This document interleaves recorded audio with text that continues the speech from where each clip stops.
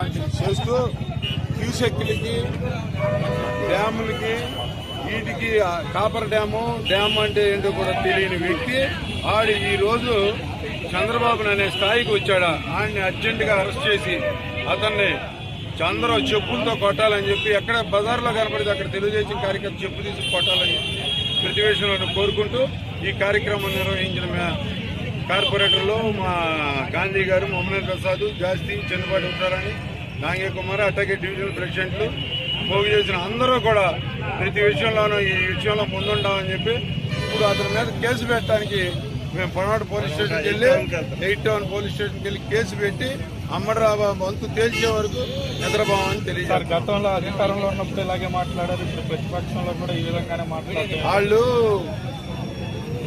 యేసుక్రీస్తు మతంలో సైతాన్లని ఉంటారు.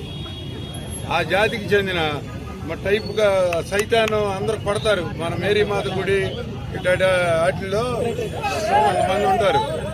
ఆ టైపు వ్యక్తులు వాళ్ళు అందరూ మతం వాళ్ళు, అన్ని మతాల వాళ్ళు, ప్రతి మతం వాళ్ళు, హిందూ మతం కానీ మేము మేరీ మాతను పూజిస్తాను. నేను కూడా ఎటువంటి పరిస్థితులు మేరీ మాతను కూడా నేను ఎటువంటి పరిస్థితులు పూజిస్తూ ఉంటా. మాకు కూడా ఎంతో బాధేస్తుంది.